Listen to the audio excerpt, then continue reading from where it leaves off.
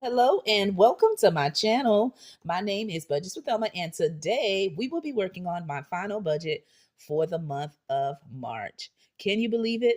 The month is almost over. I felt like just the other day it was 2026 and now quarter 3 is over. What? Oh my gosh. And April is right around the corner and so is Easter. My God. The time is truly going by.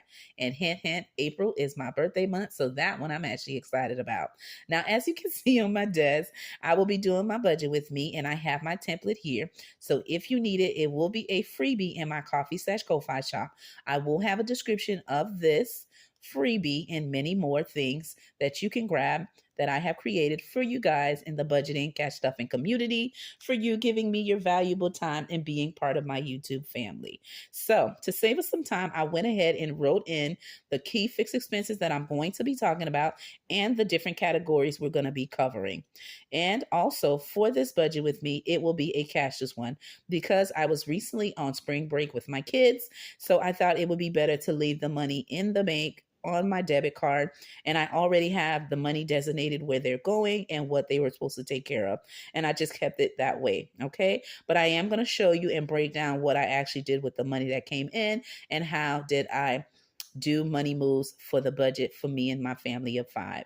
All right, now before I go into it, let me know, when you are budgeting, what type of I want to say, what is your budgeting style? What kind of template or what kind of app did you use? Do you use a budgeting app? Do you use a digital budget? Do you do paper and pen? Or do you use an Excel sheet or Google? Let me know, what do you use when doing your budget and how often do you budget? That's important too. It all depends on your own personal, schedule, your own personal style, and your family size. You may feel comfortable doing a Pacific budget than the other. All right. Or it's just your pay schedule. Do you do your budget once a week? Do you do it twice a week? Do you do it once a month? Or do you do variable budgeting, right? When it comes in, you do a budget, which means a budget by paycheck. You just do it when it comes in. Let me know that in the comments below. I would love to know your budgeting style and how often you do it. Me specifically, I am a bi-weekly employer. So what does that mean? I get paid 2 times in a month from my job, and on a lucky month, or as you say, magic month, I get a third paycheck. Okay, and so I budget every time I get a paycheck, and so that's why I do 2 budget videos on my channel to represent when I get paid. Okay, so let's jump into this budget. As you can see, I have 1,600 already written in because that is actually what I always budget for, unless life happens and something messes with the budget. But typically I work with this amount, and this is of course after all my work deductions that everybody has: dental, medical, 401k, and of course I take some alpha ties and then all of that, and that will give me the 1,600 that I use to do the remainder of my budget. The rollover, I have a rollover of 320, and this is a plus amount because it is like a bonus, kinda, because my job, when you have health insurance with my job, they have certain criteria that they want you to do medically, that you should already do if you're paying for your medical coverage, right? And that is your medical exam, your labs, any key exams that you need to get done, like mammogram. There's a couple of other ones. And if you do them, they give you a certain amount for every visit that you do. So I've done all of mine for the year. And so now I have that in my, it's called HSA card, and that's where they deposit in there. You can then redeem it just like you do on Fetch. Pick whatever different businesses you want, and they will give you a gift card, whether it's digitally or mail it to your home, or they transfer the amount to your actual account. And so that is what I did. And so that amount was 320. All right. And then my husband gave me $200. All right, because we have an extra new expense, and I'll go over that. And so that is what was in the amount for budgeting. So I'm going to total everything here. So we have 1,600 plus 320 plus 200. All right, that gives me a money amount of 2,120 to work with. Okay, the next thing I want to work on is my fixed expenses. And if you already know, these are your 4 walls, non-negotiable, right? You got to pay them every time, every month. And these are the final ones I have for the end of the month. Okay, so let's go over that. The first thing I have for my cell phone, it is $125. The next thing I have is for my AT&T, and this is for my internet. So that's 70. My HOA, half of the price. I've already done it on paycheck 1. This is for the final paycheck 2. And that's 125. And that is for our HOA. And we pay this monthly, but I like to split it because it is a big amount and it works better for me that way. For my Google storage for me and my whole kids, right? All of them have Google on some type of device, you know. And so we pay a fee of $20. And then I have my Amazon, and that is for my Amazon Prime, and that is $8. I did have someone ask me, why is it this low than the typical average amount? Well, if you go on Amazon Prime, it has a list of different criterias. If you fit any of those criterias, your amount will be less. So if you're a college student is one. If you're part of the military, any branch, there's a discount for that. If you're part of SNAP or EBT, there's an option for that. And there's so many other ones as well. So because we fall into one of the categories, and also if you have like a college student, they had something during the pandemic as well. If you enrolled, you could also get it for a lower amount. And so that is why I pay $8 every month. So that is awesome. The next thing I have is my SeaWorld membership. And that is for me to go to any 4 theme parks anytime throughout the year, right? Any theme park you could think of that's part of their franchise, we can go any day of the week. But I don't live close to the theme park. I would have to drive a long way to go and actually take a vacation to go. So we try to go 4 to 6 times. And the times I can't go, my oldest daughter and her besties, her friends, they go in our place. But it is available for us to use. And I pay that every month, and that is $25. So I'm going to total this section here. 125, 70, 125. Ooh, I hope I did that right because I'm using my youngest daughter's calculator because she borrowed my cute yellow one and now she don't know where she put it. So I'm using hers. All right, so we have that and 25, and that is 373 remaining. All right, from just totaling all that up. All right. Now for the next one is variable expenses. If you know when budgeting, you get to choose these key categories, right? These are things that you actually need, but it varies from person to person, and the amounts vary from person to person too, right? Goes with your lifestyle. Now for gas, I am doing 60. For eating out, I am doing 60. For personal, I am doing 50. And the reason I'm doing this amount specifically is my daughter's best friend. She does hair. She does some of everything. Truly talented. And one of the things that she does do catering. If you have an event and you want her to prepare the menu, set up, and everything, she does that as well. She also does meal prepping. If you're trying to lose weight, she does that. And again, when she does the events, my daughter also assists with that as well. So they're besties. And she does hair. So she will be doing my hair for my B-Day. And so she told me that I need to buy a couple of products to do so. And so I am budgeting 50, all right, for that category. The next one is groceries. I'm budgeting 250, and 50 of that will go to my son. He's into fitness. So there's certain things that he buys in order to maintain his healthy lifestyle. And so I give him 50 to go towards his groceries. And then the 200 I buy for the rest of the family. Now, keep in mind, if we need more to buy groceries for the family, my husband chips in. But as for my actual income that I bring from my job, I budget 250. For my kids category, I put $20. And that is if my younger kids need anything after school, they usually say, Mom, can we get some snacks? Or if they miss the bus, I have to bring them. They'll get something in the morning. I always like to leave $20 on the side just in case my youngest daughter or my son needs anything. Okay. And that's that. For laundry, I budget 20 because I do go to a laundromat since mine is acting up. If you're a regular on my channel, you already know that's backstory. Okay. So your girl will be getting a new laundry machine. Okay. But in the meantime, I have to use the public laundry. And then for toiletries, I am budgeting a total of $40 because I need some things. Ooh, let me add it here. So let's add up everything I have there. I have 60 for gas because gas is about to be an arm and a leg. I don't know what body part you got to give next, but it is crazy. Okay. So to gas up, all right, I am doing 60 eating out, 60 personal. All right, make sure I'm typing everything in because this calculator is small. I'm going real slow before I double click a number or miss one altogether.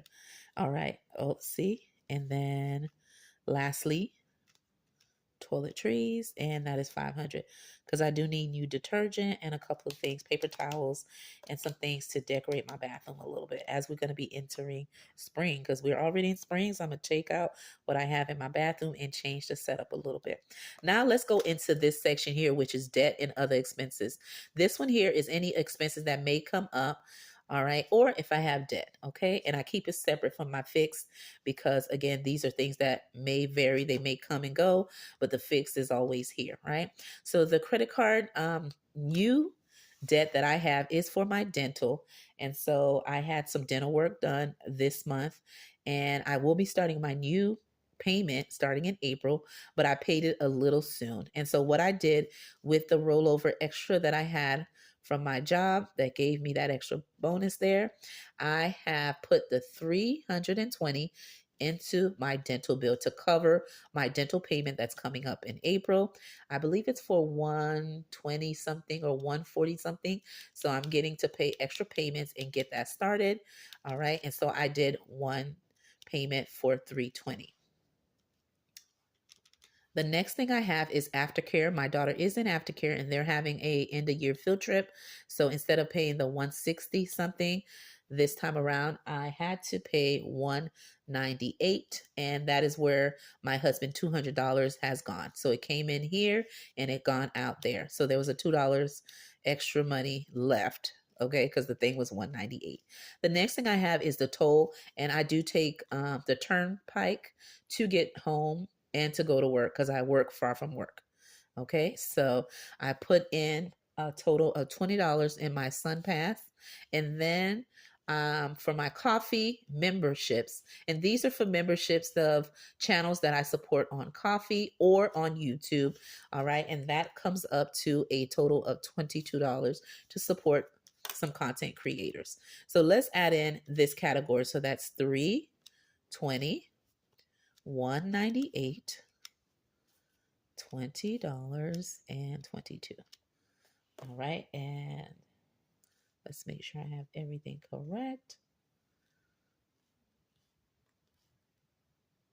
Okay, I'm going to do that one more time just to make sure that I didn't leave any numbers out, because again, the calculator is small, just to make sure. So I did that. Oopsie. I don't know if I clicked that correctly. Let's try that again. 320, 398. All right, and that gives me 560. The next category is for my sinking funds and saving challenges. In this case, I'm only working on saving challenges, and this is the abbreviation that I like to use for that, and that is SC. All right, so for the last saving challenges I need for March Madness, because that is what I've been working on all March. All right, I have budgeted $100 to make money moves into those challenges. Okay, and then for the upcoming month of April, to get started on my other challenges, whether it's on Mondays, Wednesdays, or Fridays, which is my mini Mondays. If I do Freebie Friday, if I do faith-based challenges, which I do on my channel, any saving challenges that I do, I am budgeting $200 for the upcoming April month, right? To do at least for the first 2 weeks if I can. And I'm going to use this amount to break down into those different videos. So with just this section here, it is 300. And I'm just putting it on the side to let me know, because I do have a buffer here, and that is to leave extra money in my account to cover if any of these expenses are more, or if life is lifing and I may need some extra income. I want to make sure that I leave some money in the bank, okay? In my bills account at least. Now, what I'm going to do is I'm going to add everything up, minus it from the income, and that will let me know what my buffer is, right? Your budget may not always be the same every time you get paid, right? But you have to make it work for you based on your lifestyle and your family obligations. So I'm going to show you what I do to always zero out my account, because the buffer, I don't know what it is until I take care of what needs to get done. And then what's left over stays in the bank just because. And if it's okay, what I budgeted is less for my fixed expenses, then my buffer will just remain for my next mortgage payment, whatever's left in the bills account. And that is how I do like the split method with me and my hubby for the mortgage part. Okay. But let's see what we have left. So we're going to start at the beginning and minus everything out.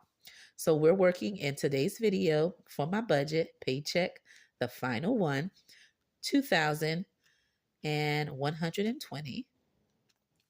All right, I'm going to minus my fixed expenses of 373 for the remaining bills remaining. And that gives me 1,747. Let me grab. Let's see here. Okay. I'll go with the green since we're in the month of March. So right here, I'm just going to write on the outside the amounts, okay? So I know what I'm working with. So 1,747 is what I have left after minusing this out. I'm then going to minus out my variable expenses, which are my cash envelopes, whether I cash it in a physical envelope or whether I leave it in the bank. All right. So remaining digitally, I'm still going to put it here, right? Even though I'm doing it cashless for paycheck number 2, right? And so I'm going to minus, like I said, that section of $500. That leaves me with a total of $1,247 left for money to work with after taking care of variable expenses. I'm going to move to the debt and expense section and minus out my 560 for these expenses. So let's do that.